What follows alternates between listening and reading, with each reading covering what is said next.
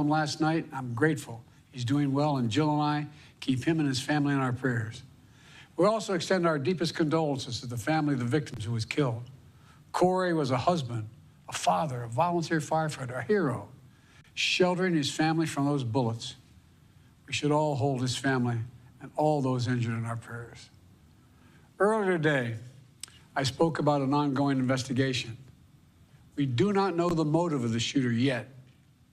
We don't know his opinions or affiliations. We don't know whether he had help or support or if he communicated with anyone else. Law enforcement professionals, as I speak, are investigating those questions. Tonight, I want to speak to what we do know. A former president was shot, an American citizen killed, while simply exercising his freedom to support the candidate of his choosing. We cannot, we must not go down this road in America. We've traveled before throughout our history. Violence has never been the answer.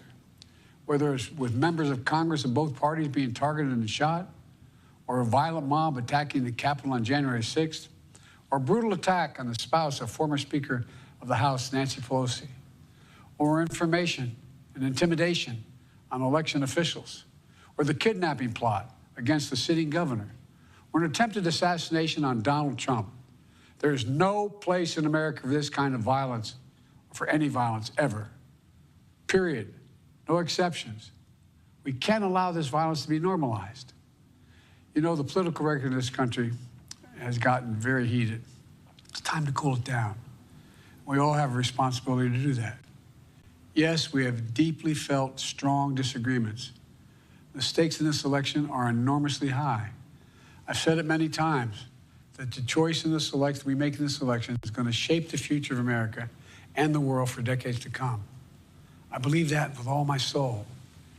I know that millions of my fellow Americans believe it as well.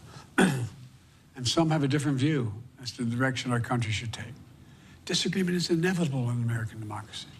It's part of human nature. But politics must never be a literal battlefield, or God forbid, a killing field. I believe politics ought to be an arena for peaceful debate, to pursue justice, to make decisions guided by the Declaration of Independence and our Constitution. We stand for an America, not of extremism and fury, but of decency and grace. All of us now face the time of testing as the election approaches. And the higher the stakes, the more fervent the passions become.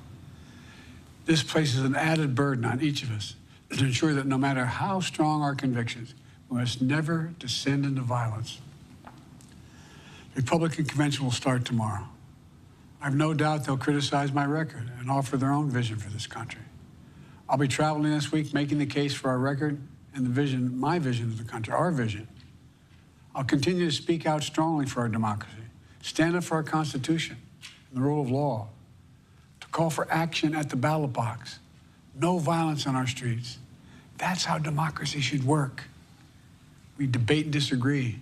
We compare and contrast the character of the candidates, the records, the issues, the agenda, the vision for America. But in America, we resolve our differences at the battle box. You know, that's how we do it, at the battle box, not with bullets.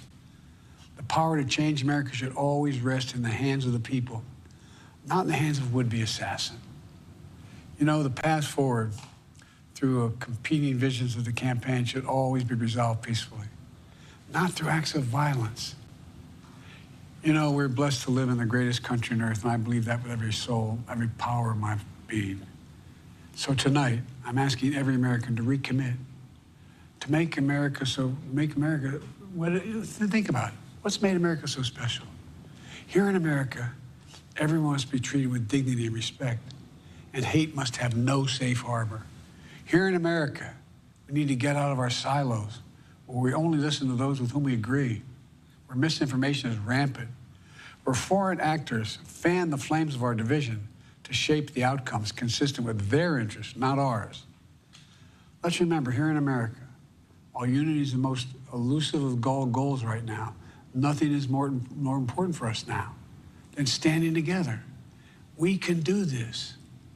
You know, from the beginning, our founders understood the power of passion. So they created democracy. that gave reason and balance a chance to prevail over brute force. That's the American we must be. An American democracy where arguments are made in good faith. An American democracy where the rule of law is respected. An American democracy where decency, dignity, fair play aren't just quaint notions, but living, breathing realities. We owe that to those who come before us, to those who gave their lives for this country. We owe that to ourselves. We owe it to our children and our grandchildren. Look, let's never lose sight of who we are. Let's remember we are the United States of America. There is nothing beyond our capacity when we do it together. God bless you all, and may God protect our troops. All right, that address from the Oval Office from President Joe Biden just wrapping up there. I'd like to bring back into the conversation now, joining us here, a political analyst, Brian Sobel. Brian, so he spoke for less than 10 minutes right now. This is the shortest Oval Office address that we have heard throughout Biden's entire